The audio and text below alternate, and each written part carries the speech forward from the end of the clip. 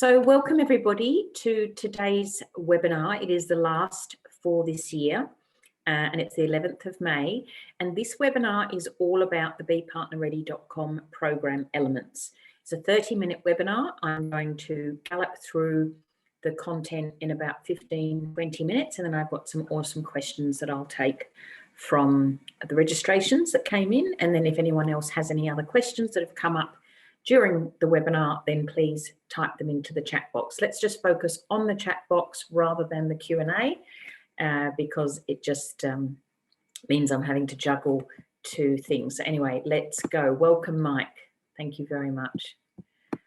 And welcome, Gail. We're just beginning.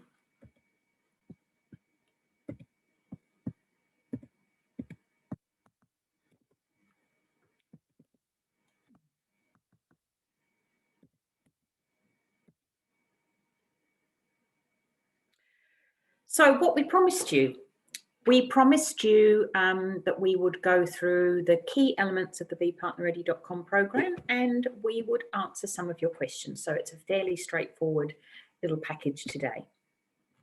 So the first thing I want to just raise for today is that corporates are not cash cows.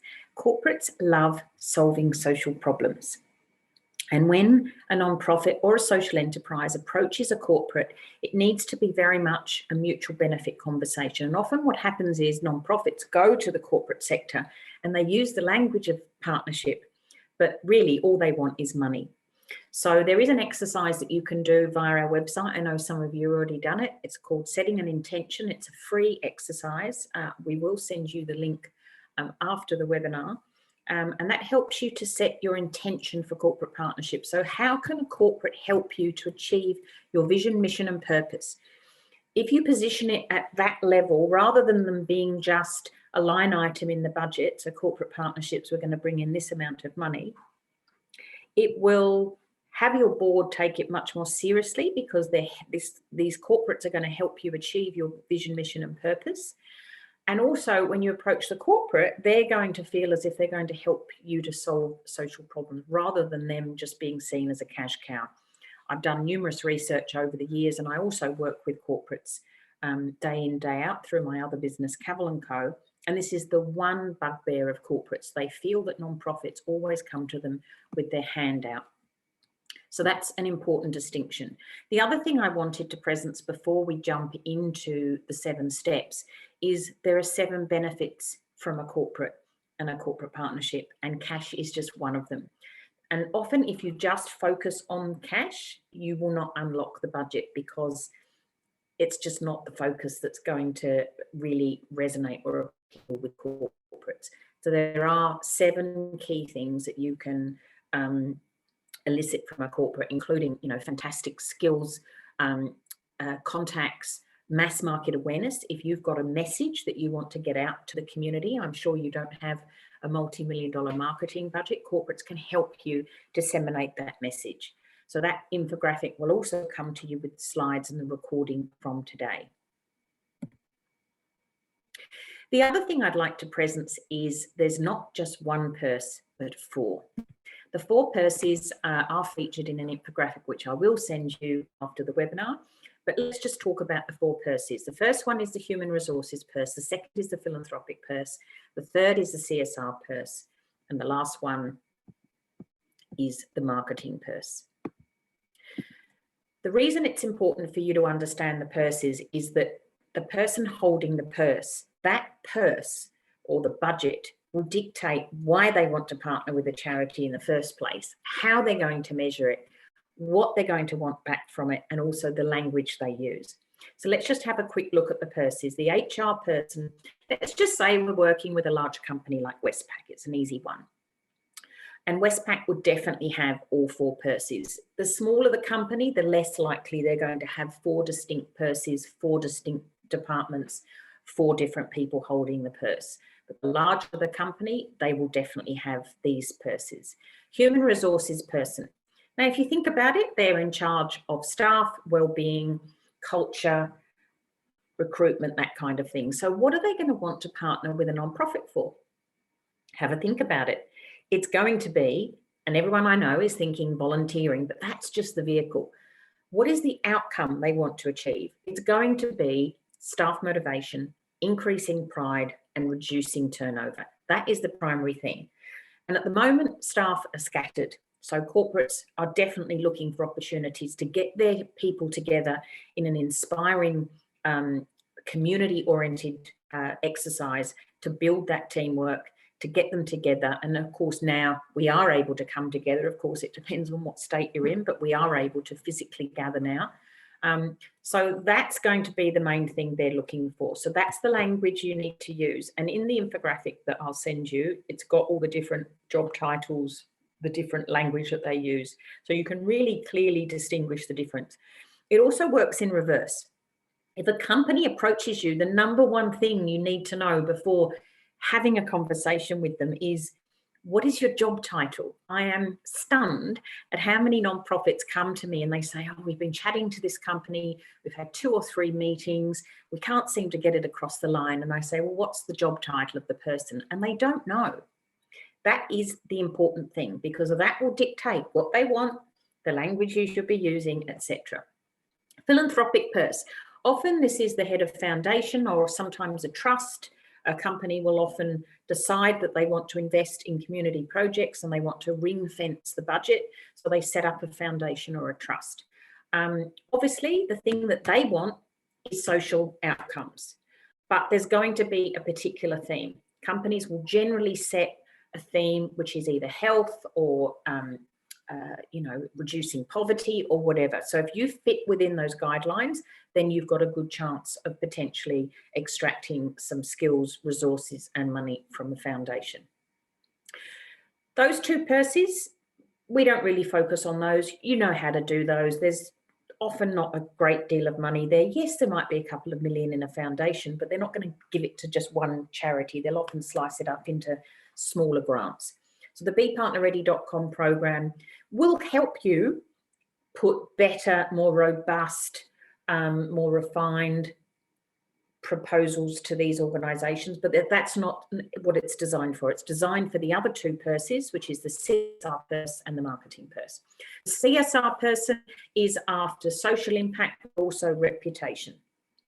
Not all companies do CSR, so be careful using this word. It gets bandied around a lot. I see proposals help you achieve your CSR objectives, and the company doesn't even have a CSR strategy. And again, they're going to have set criteria. They're going to be focusing on a particular thing. So it's important to do your research and understand what that is. And if you fit, then great. Go to the head of CSR. They're sometimes called sustainability manager, CSR manager. More and more now companies are recruiting people for this function particularly. The biggest purse, it's always been the biggest purse, it always will be, is the marketing purse. This is where really hard-nosed, compared to the other end of the scale, the philanthropic scale, this is hard-nosed. This is brand-aligned partnerships, cause-related marketing sponsorship. If you're going to approach the head of marketing, you need to use the language that they use. You need to be able to give them mutual benefit. And the kind of things thereafter are differentiation, reaching a new target market, selling more product. You cannot go to the head of marketing with an ask. They just don't know what you're talking about. Okay, so hopefully that's given you a bit of a sense of the different opportunities, but also help you to understand that there's not just one way of approaching corporates. Depends on the purse. There's only a few of you on today, so if you want to ask any questions, put them in the chat box and I will address later. The other thing I just wanted to raise is there's 2 levels of readiness. There's organisational readiness for corporate partnerships and partnership readiness. We have this readiness Q&A. I know some of you have already done this, that helps you to identify whether or not your organisation is truly ready to form a partnership with a corporate. And then the BePartnerReady.com process gets you partner ready. It helps you to develop all of the materials that you need to make a very compelling pitch and, more importantly, get it across the line quickly.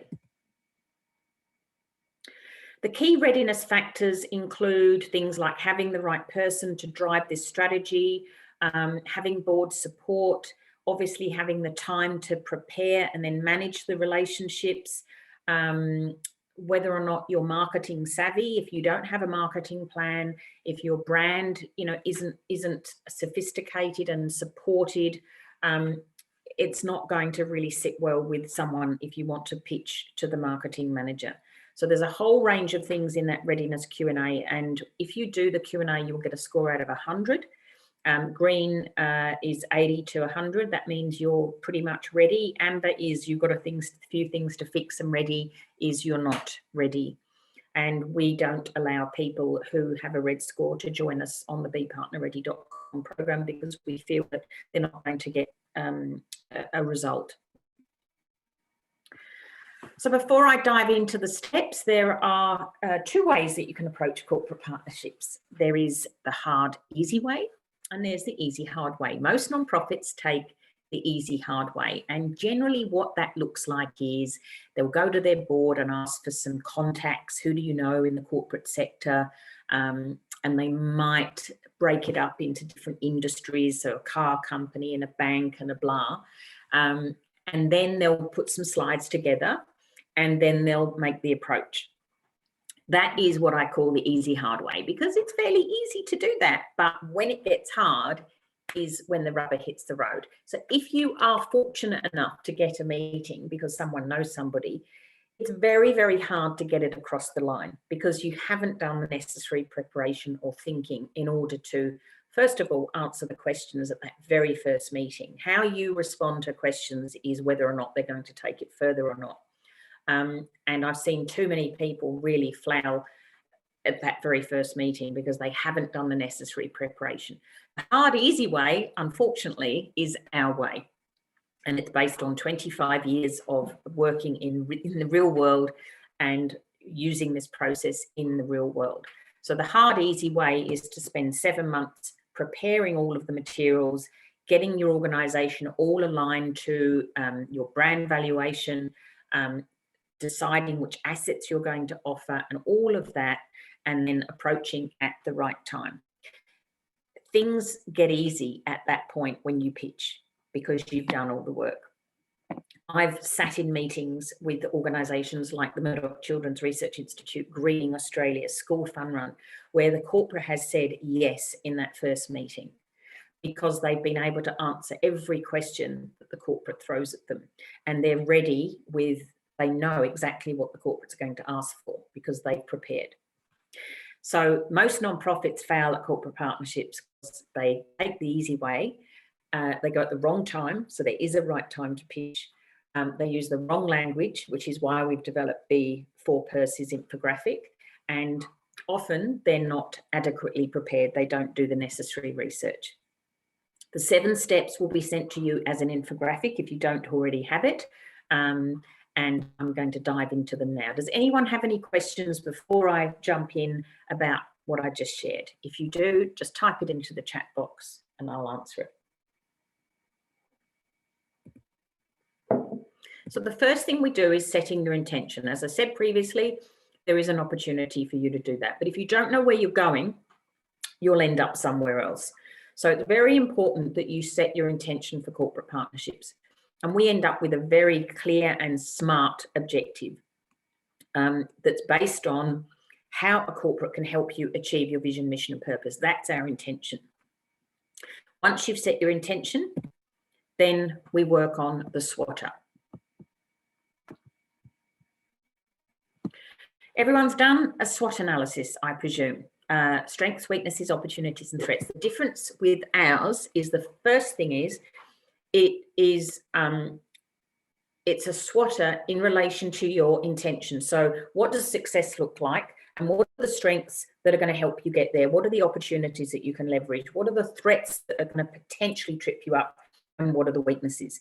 And then the other thing is we have an A, which is action. So all of the things that you identify, instead of just sitting on the file and festering, which often happens with a SWOT analysis, you know, everyone gets all really confronted by what comes out of the think tank. But you then set an action list and you enroll all of your colleagues, and we do this in a think tank to come along and help you to get your organisation truly ready so that when you do pitch in the February, which is the right time, you are putting your best foot forward. So that's the first step. So it's a little bit of navel gazing, but it's a very practical thing to do. The second thing is, for me, the most critical element of the BePartnerReady.com process. And I don't know how any nonprofit even thinks about pitching using the language of partnership without having this piece done. This is the assets inventory. It's a list of everything you could possibly offer to a potential corporate partner, from people and relationships, physical things, marketing, fund and fundraising, services, programs, etc. And then once you identify everything that you could potentially offer, we then have a formula that's a world first called the PH formula that will help you put a dollar value on those assets. Because if you pitch to a company and they want something in return, and they will, you need to know what the value of that is. Otherwise, how do you know what dollar figure to put at the end of either a partnership proposal or a sponsorship proposal? And I want to give you an example of how this has worked in the real world. So we worked a couple of years ago with Brendan from School FUNRUN.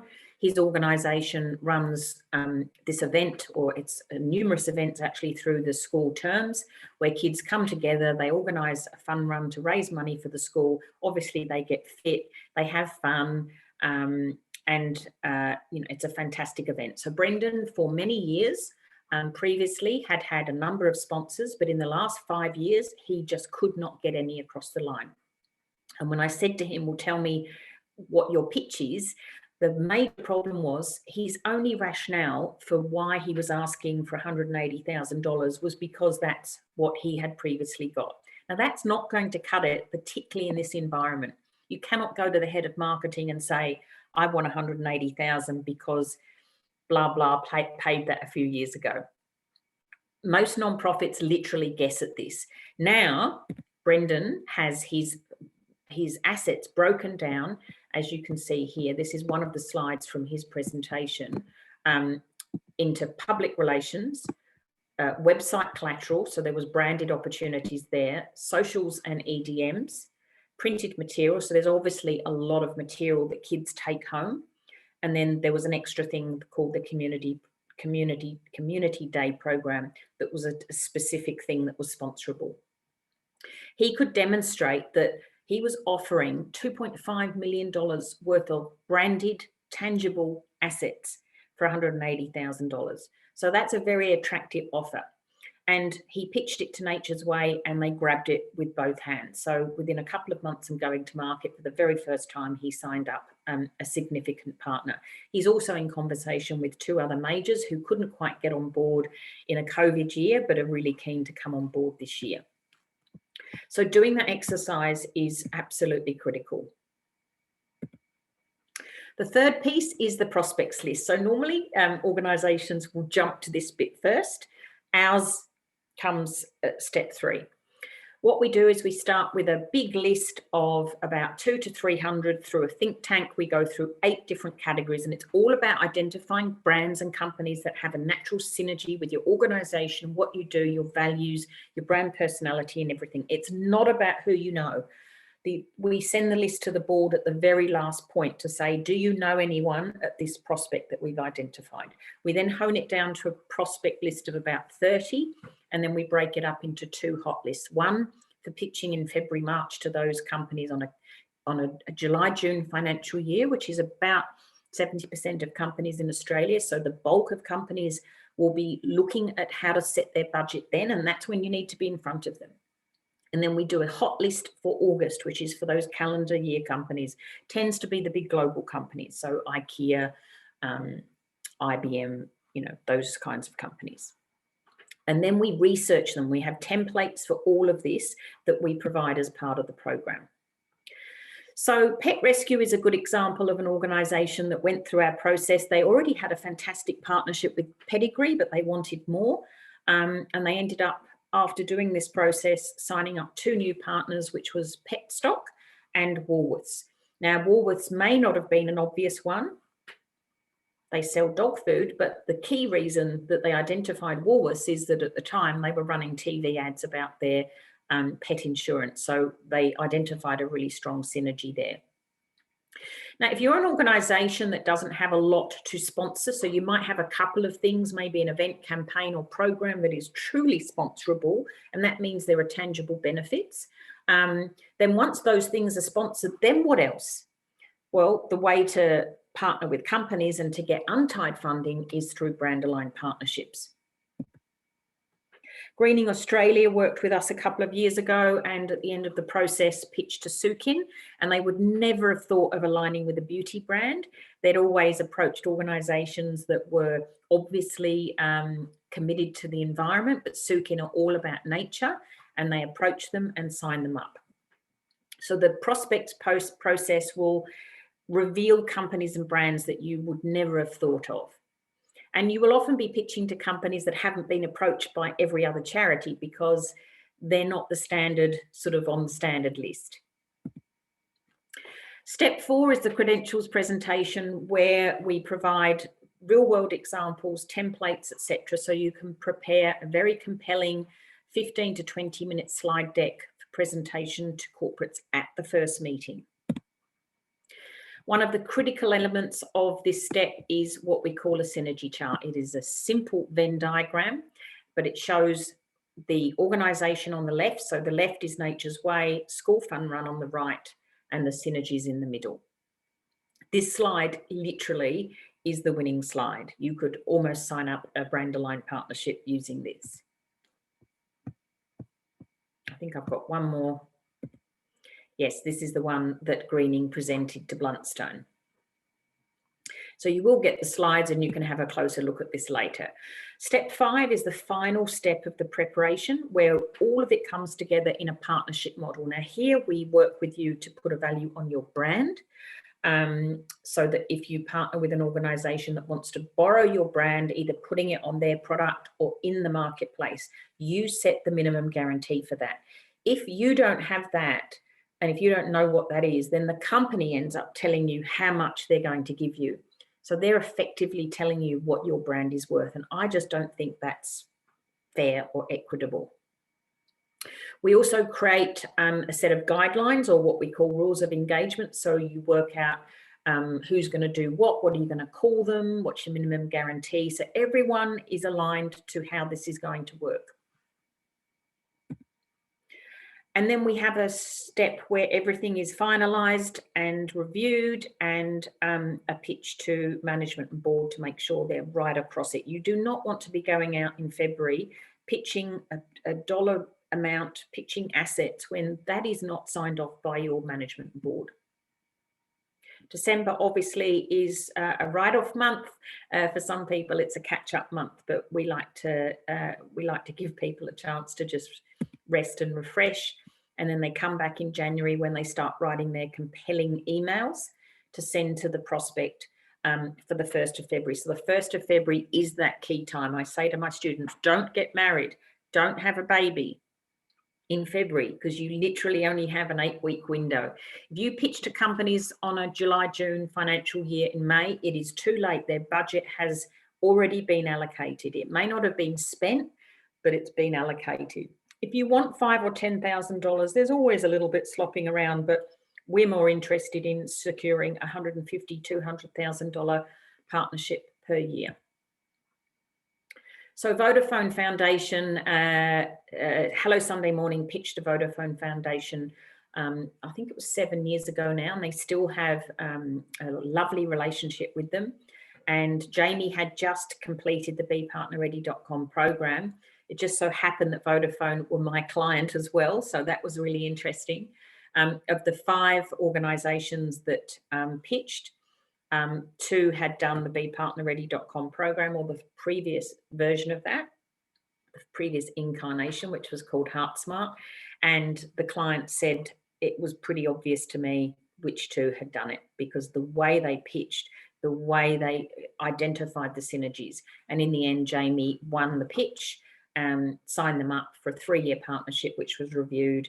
And as I said, I think it's now in its 7th year. And then the final step is securing partners. Now, this is normally the hard bit, but this is actually fairly straightforward. We provide MOU, contract, and all the necessary paperwork here. So that's pretty much the 7-step process that is contained within the BePartnerReady.com program. Does anyone have any quick questions before I dive into the questions that came through on registration, some of which I've probably already answered? But if you do have any questions, this is your opportunity. This is my last webinar for the year. So please do ask questions. I will stay online for as long as you need me. You've probably all had a look at the website already and seen the different organisations who have already had success from this process, large and small organisations like WWF Australia, like Habitat for Humanity, like Pet Rescue, Lifeline, Murdoch Children's Research Institute, Hello Sunday Morning, numerous testimonials at our website. So you might recognise some of these. These are the organisations that have undertaken the program.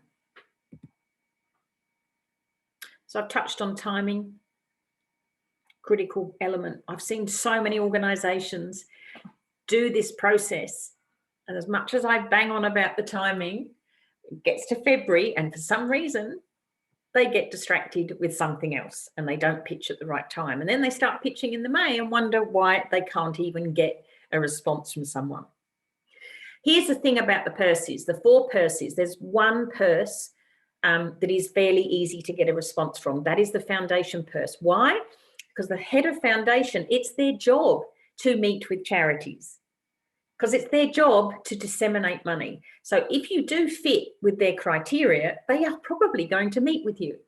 Head of marketing, however, they're going to think, well, what's a charity want to meet with me? What can they offer me? So that's the harder one. That's why your email needs to be very compelling. Mike has asked, we are a small overseas disaster relief charity, very niche. Is it worth us chasing corporates? Well, let's look at your cause first of all. If you look at the conscious consumer research on our website, you can download it for free. Disaster relief is one of the top 5 causes that consumers want companies to support.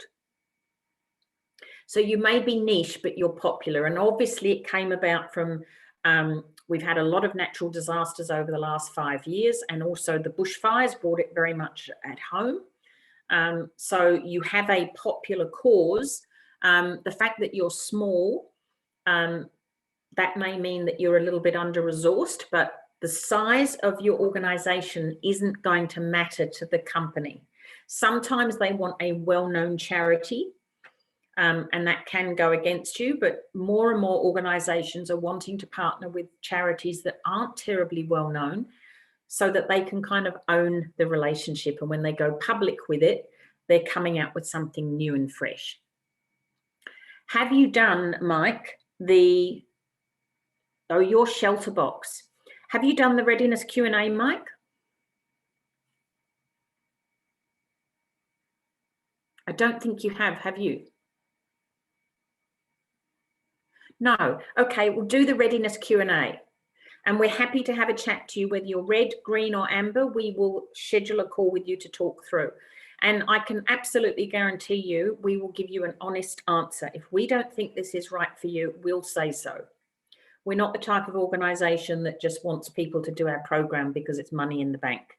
Because ultimately, we don't want people to do the program if they're not going to be successful, if they don't have a good chance of being successful. That doesn't work for us and it doesn't work for you. So do the readiness Q&A and that'll give you an immediate, straight away, it'll tell you from the questions that we ask whether or not it's worth pursuing. Awesome. So Sandy has asked, the course is for 7 months. So we start at the end of May with the intention, which most people have already done, but we provide a group call to talk through any questions people have. And then, yeah, the SWOTer starts in June. And then we take you right through to March, and you have access to the online materials until the end of May. So you actually have access for a whole year. It costs $3,500 for the first student, and you get everything for that, including all the templates, booklets, the the online course, you get group calls with Georgia and I every month. So you get 9 calls, hour and a half every month. And if you want a second student to go through, then that's just an additional 500. So some organisations this year or last year put 5 students through. So they paid 3,500 for the first and then 500 for every other student after that. It takes 7 months, about 20 hours a month. So it's quite a big commitment. So it really is for people who are serious about securing high value corporate partnerships. A couple of questions that came through registration. What do companies want from non-profits? I think I may have covered that, but these days they want, it depends on the purse, but they want a professional organisation that they can work with, that will be responsive, will be adaptive, will be fast. If it takes 2 to 3 months to get anything signed off by your board, they're just not going to wait. They're not patient. They're looking for innovation. And they're looking for someone that they can work with as an equal. So as soon as you go in with your hand out with an ask, you're already setting yourself up as the poor cousin. Sometimes they want great stories. Sometimes they'll want your brand to enhance theirs. It really depends on the purse. But ultimately, yeah, they want 2 things. They want to solve social problems, and they can't do that without you, unless they go and set their own charity up like McDonald's did, but that's a huge commitment. Most companies will want to do it through someone like you. And then the other thing they want is they need to be able to justify the expenditure. So they need mutual benefit. Unlike pitching to a philanthropist who might be able to sit there and say yes to your request straight away because they don't have anyone to consult, corporates will have to go and get sign off, and they have to be able to justify the expenditure. And they can't say to the bean counter, oh, it's going to make us all feel good. Another question came through. I can't remember who asked the question, but it was the initial approach with a corporate, how, email, intro, etc.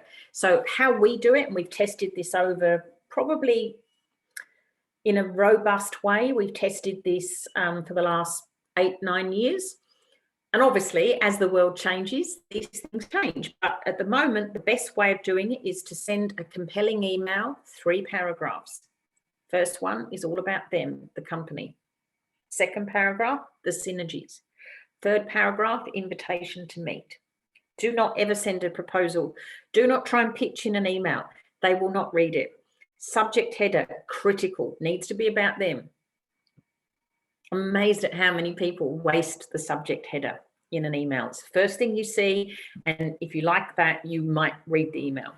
Then what we do is we print the email out and then we mail it with something really compelling and exciting. Something that's a creative device. It doesn't need to be anything too expensive, but something that's going to make the person go, oh, what's this? The email will be in there. That will remind them there's an email. They'll go and hopefully respond. Sometimes they'll respond straight away without you sending that. Then you follow up with a call. I make 4 to 5 calls. I'll connect with them on LinkedIn. I will send them messages. I'll send them a text message if I can get their mobile number. And if after 5 they're still ignoring you, move on. But the way we do it, they generally don't avoid. Does that help? Great. So Gail, Hannah, Kim, Sandy, Mike, Samantha, thank you so much for attending. Any other questions?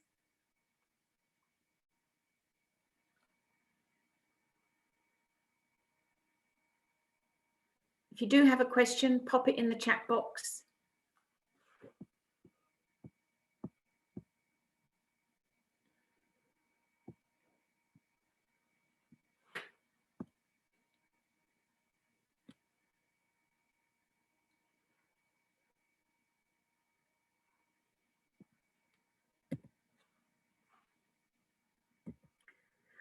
So if you haven't done the readiness Q&A, give it a go.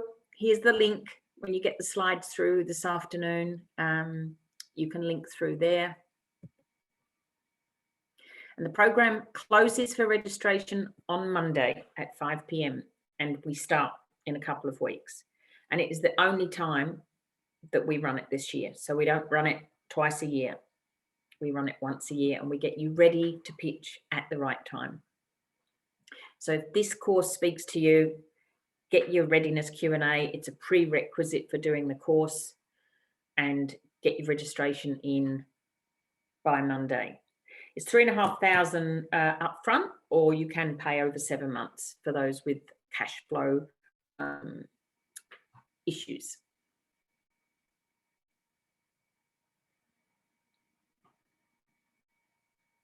Great, thanks, Kim. I appreciate that. I feel it's my responsibility as someone who's been doing this for 20+ years to share everything that I know. And I'm not getting any younger, so I really want to pass it on. Take a look at our blogs. I'll send you a link also to download some different infographics. We've put a lot of our information that you know, regularly requested information. We've put that into infographics for you. We'll send that through. But if you do want to sign up for the course this year, please get in touch with us as soon as possible.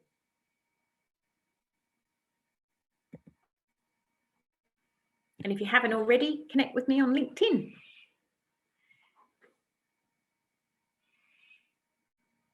Great. Gail, any questions? Hannah? Samantha? No? Okay, good. All right, well, have an awesome day and hope to chat to you some other time. Thanks, everyone.